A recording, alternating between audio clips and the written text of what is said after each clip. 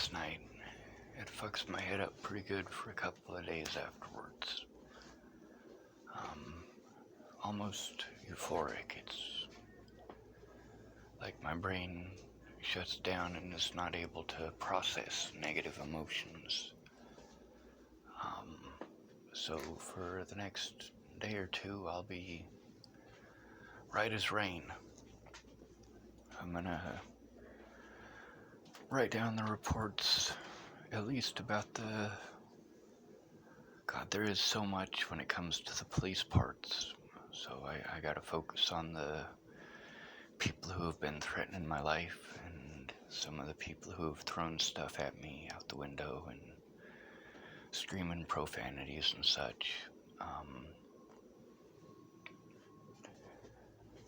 So I guess that's, the two gentlemen that were threatening to me outside of my mother's house in 2018, and the registered child molester who threatened me a couple of months ago, and of course Derek Jepson.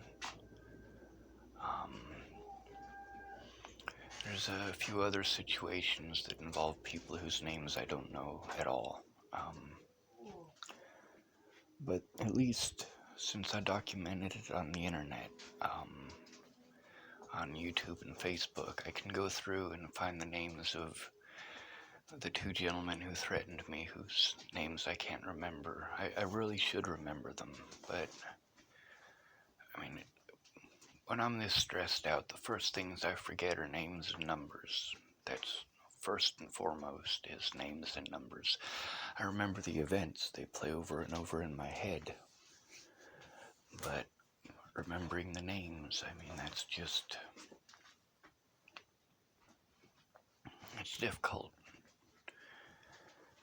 And that's a lot of the reason for the police officers putting me on suicide watch. It allows them to prevent me from using a pencil and a piece of paper to write down their names before I forget them. I remember the incidents, I just don't remember the names. And I don't remember the dates. That's also a good reason for documenting it on Facebook and YouTube, so that the parts that I can't remember, the names and the numbers, I can go back to.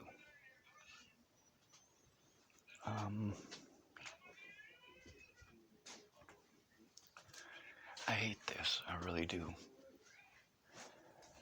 Right now, Dexter is playing again, and there's dead bodies and chopped up people, and it's just creepy to me. And that's one of the things that people just don't get and just don't understand about me, is that death is gross. I can sleep in a graveyard easier than I can sleep in another person's house. And that's because dead people are dead people. The people who hurt me are all living. I mean, all the messed up stuff that Natalie did, she did while she was alive.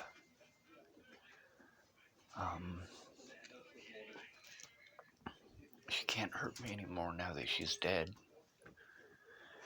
And that being said, I still wish that she was alive, and if I could trade my life for hers, I would. She didn't understand how evil people would be over her lies, but I also understand why she lied. She didn't want to get in trouble. She wanted her family to love her. But the fact is, they didn't love her right, and that's not my fault. That's not my responsibility. This is the family that pushed her to repeated suicide attempts. This is the family that molested her and wouldn't listen when she told on them. This is the family that led to her cutting on herself. You know, the number one reason for girls to cut themselves is being molested by daddy. And that's not actually the reason that they cut. The reason that they cut is because when they try to tell on him, nobody does anything. Samantha D. Her phone call is recorded here on YouTube. Natalie told her about what was going on, and she talks about it in that video. Bobby Forrest, he was aware. According to him, both Natalie and Alicia told him about the molestation. According to him, it started when they were 9. Imagine how fucked up that is. For me, I don't have to imagine it. I mean, the only stretch of the imagination there for me is having my dad do it, because my dad never in a million years would sexually molest me or my brother. Not in a million years. But my sexual abuse started when I was about 6 or 7. So, a couple of years younger than Natalie the first time it happened to me.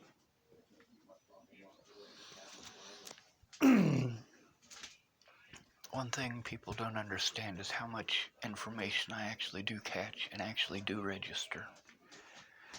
And I have to remember all of that and keep it organized in order to write it down. So when there's a show like Dexter going on, or when somebody's having a conversation on the phone next to me, or there's a train going by, or anything of that nature, I lose my train of thought. If somebody wants to ask questions, I'm trying to tell the story linearly. And when somebody starts asking questions all over the place, my mind goes all over the place because there's that much information and it all ties together. The police tried to pull some illegal bullshit so that they could peg me as a violent person on the news when I was assaulted by Officer Waylon Lolatai. They tried claiming that it was an unrelated case. No, it was entirely related to Natalie's case. Officer Waylon Lolatai and those other officers in Boulder, Colorado were hell-bent on making sure that I couldn't do what it is that Detective Jai Rogers had asked me to do, by whatever means necessary. Now, at that time, I wasn't able to record. I didn't learn how to do all of this recording stuff until much later. I didn't learn how to make a YouTube channel where I could actually record what's going on. I didn't learn how to do that until I was at Lana and Amanda Ingelines in South Dakota. I didn't learn how to take screenshots on my telephone until late January, because Laura Nelson looked it up on her telephone when she was driving me away from Candace's. I didn't learn how to take screenshots on my computer until Katie Cahill in November of 2018, after I had to flee the state of Colorado to get away from the abuse from the system, who refused to look at any of the evidence. Now, those 3 phones that were stolen or lost, one of them, it's my fault. It's entirely my fault. I lost that telephone and I couldn't find it. Now there's 3 people that might have possibly had access to that phone. Drake Chambers, who had sex with his own sister, his father, and I might have left it at the dispensary in Sedgwick, but I doubt it because I remember having it and using it after I left the dispensary.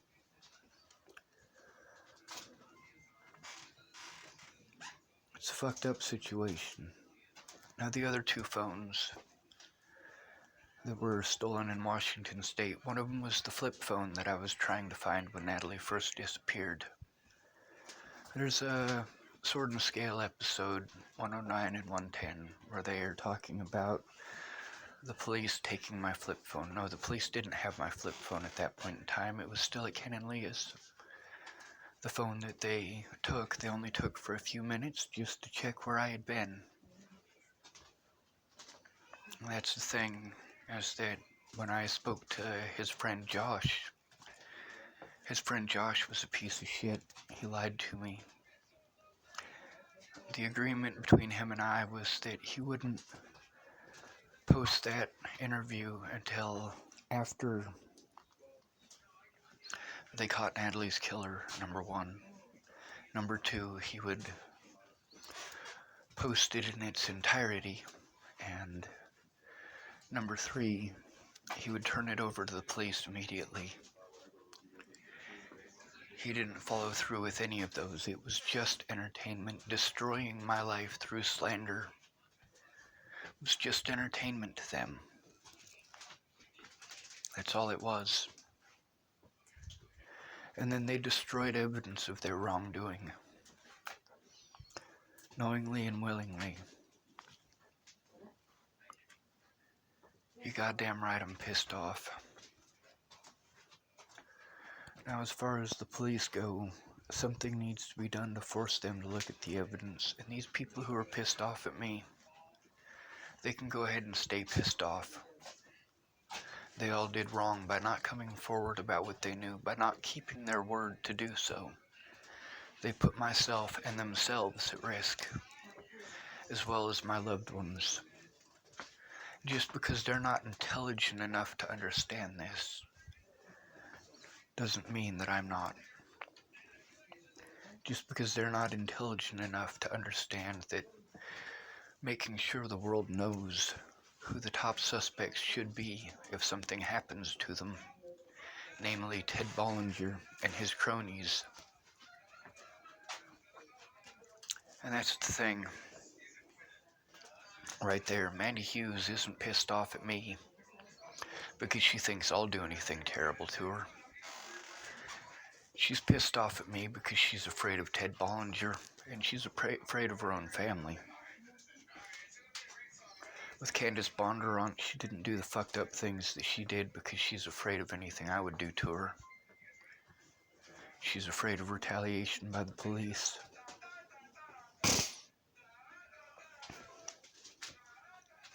Alex Furman, the reason he won't come forward is because he's afraid for his children.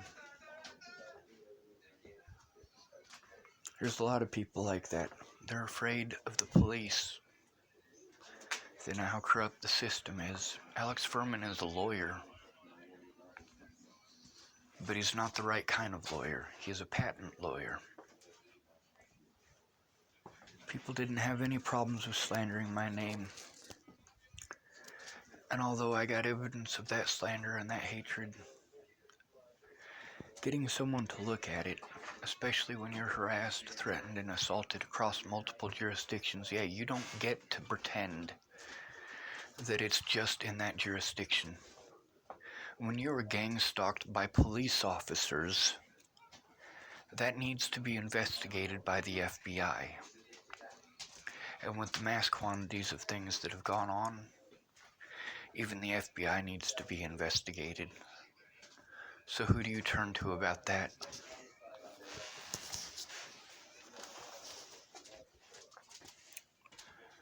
Sheriff Scott DaCosta, whether he was elected or not, is arbitrary. The fact is, he broke the law. And by breaking the law, he prevented me from having an honest court date. He put myself and my loved ones at risk, knowingly and willingly, to cover up the crimes of his fellow officers, of his deputies. I'm never going to stop going after Scott DaCosta. I'm never going to stop going after Cody Selhorst. Never.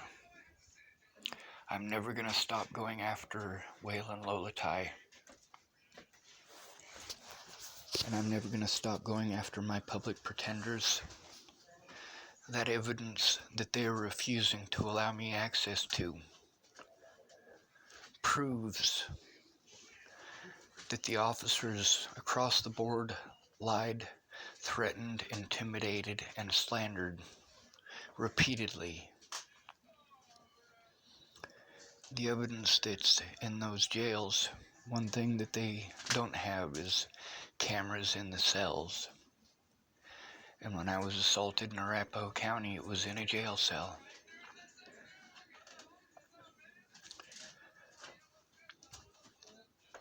It's kind of like punching somebody in the face and saying, oops, I tripped. Yeah, fuck you, that don't fly, bitches.